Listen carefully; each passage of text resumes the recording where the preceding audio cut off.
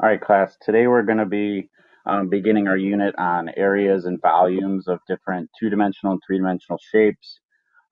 Today's lesson, we're going to be looking at finding the area of rectangles, parallelograms, triangles, and trapezoids. We're going to ask that you get a scratch sheet of paper out, and you'll also want to get a calculator out. First thing we want you guys to do is, just for your own reference, copy down these four formulas, please. So we have the area of a rectangle, area of a parallelogram, area of a triangle, area of a trapezoid. Okay. So feel free to pause the video here and write them all down. First, we're going to look at how to find the area of a rectangle. Okay, so a rectangle is a quadrilateral, so a four-sided shape. We know it's a rectangle because it has four right angles. The formula for area of a rectangle is nice and simple. It's the base times the height. Okay, so it's just A equals base times height. Okay, so an example of finding the area of a rectangle, it could be given in words, it could be given in a diagram. So first one says find the area of a rectangle with a base of 20 meters and a height of 4 meters. So a lot of this is just knowing your formulas and putting in the values where they belong in that formula. Okay, so A equals base times height. So here our base is 20 and our height is 4. So A equals 20 times 4. Well, 20 times 4, that's 80. Remember, units for an area, we're talking about our units being squared here because we're dealing in two dimensions. Okay, so it'll be 80 meters squared. As we go through this, we're going to ask you guys to do some different examples. So why don't you guys try to do number 2? You can put your answer in the Ed puzzle. Next, we have the area of a parallelogram. Okay, so a parallelogram is another quadrilateral, so another four-sided shape. The big characteristic of a parallelogram is that the opposite sides are parallel. We see that in our diagram with these arrows saying that those opposite sides are parallel. The formula for the area of a parallelogram is actually the same as the area of a rectangle. So it's still A equals B times H, base times height. You'll just notice that now the height could be labeled on your diagram on the inside of the figure, like we see in this first diagram, or on the outside. It's really just measuring from our base up to the highest point of our quadrilateral. Okay. So same formula. So an example of this, to find the area of this parallelogram. Okay, so if we look at our diagram now, really the 9 meters here is representing our base versus our height would be from that lowest side all the way up to the top. Okay, so this time it's labeled on the outside. It could have also been labeled up through the middle, but our height here would be 6. Okay, so A equals base times height. So 9 times 6. We get 54 meters squared. Another example, we picked one that looked a little bit different. So notice now if we look at our figure, we have another parallelogram. All that happened here is now our figure is turned. Okay, so while you might be thinking 7 is the height because it's going up and down, here it's one of the side lengths. So this is actually our base, while our height is being measured from that base up to the furthest point away on this other side. So actually our height would be the 5 here. Okay, so A equals base times height, B times H. So it'd be 7 times 5. We get 35 units inches squared. Okay. Why don't you guys try to do this one?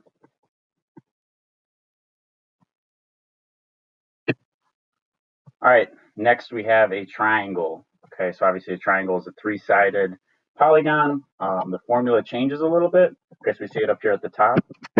A equals 1/2 base times height. And that should make sense because we're really taking a rectangle and cutting it in half, or a parallelogram and cutting it in half. Okay. So we still have a base and a height in a triangle.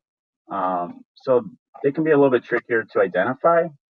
So in these three diagrams, we kind of show how you could identify a height differently in each of these. So in all of these, let's call our base this bottom side of the triangle, just so you guys can see how heights can be labeled differently. If we were measuring the height for this first triangle from this base on the bottom up to the top, it would really just be this side. Versus in the second one, to go from this base to its highest point, be up to this tippy point up here, that'd be our height.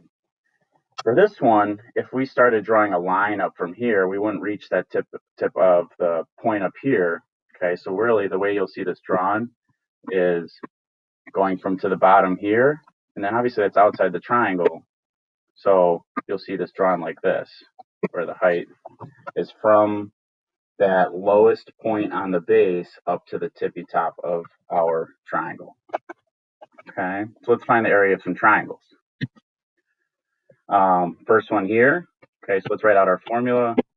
A equals 1/2 base times height. So we really just need to identify the base and the height. Well, here the base can be this side on the bottom, 11, versus our height. Well, here it would just be this side labeled over here. That's our height. If A equals 1/2 times our base, which is 11, times our height, which is 8. Now we can hop over to our calculator and type in 1/2 times 11 times 8. That'd be 44 centimeters squared.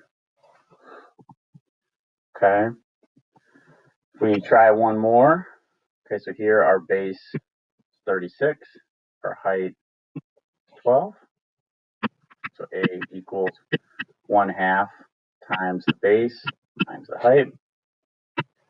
So A equals 1/2 times our base, which is 36, times our height, which is 12.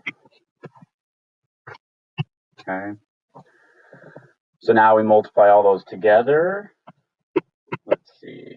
So we multiplied all those together.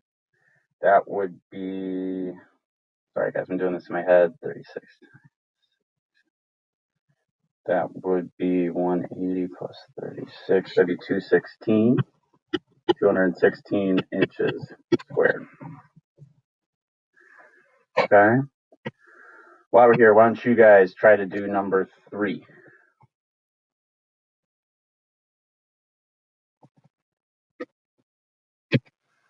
Last for today, we have a trapezoid. Okay, so we have a diagram of a trapezoid here. So we still have a 4-sided figure. Now we really have 2 bases, and they're always going to be parallel to each other. Okay, so we see that from the lines indicated on our diagram. Notice the other 2 sides are not parallel to each other. Okay, so the area of the trapezoid formula is going to be A equals 1/2 times the height times parentheses base 1 plus base 2. Okay, so a little bit more complicated of a formula. So let's calculate the area of some trapezoids. So we have our diagram here. So we recognize this is a trapezoid. So from there, let's write out our new formula. A equals 1/2 times h times base 1 plus base 2. Then let's label our diagram.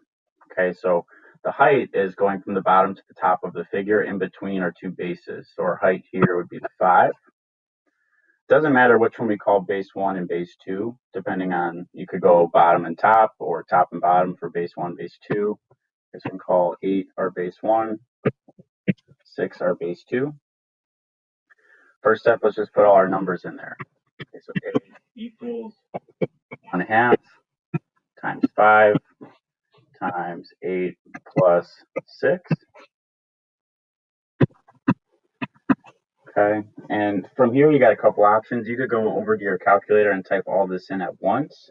If you do that, a reminder that you're going to need to put parentheses around the 8 plus 6 at the end.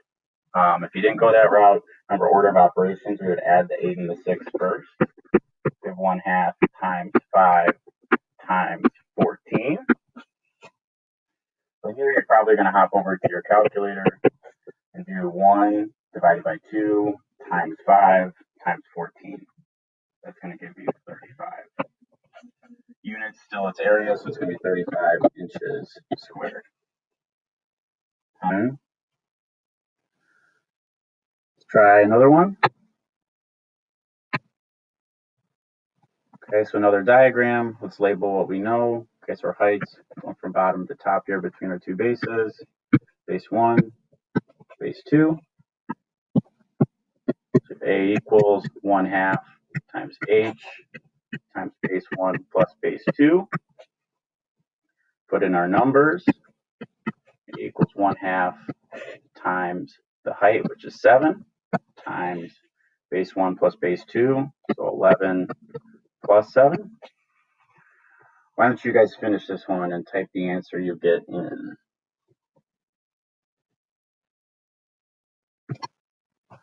Last one. Why don't you guys try to do this one from scratch? Find the area of this trapezoid. All right, thanks for following along. The next lesson we will look at circles, and then we'll review all of our different areas.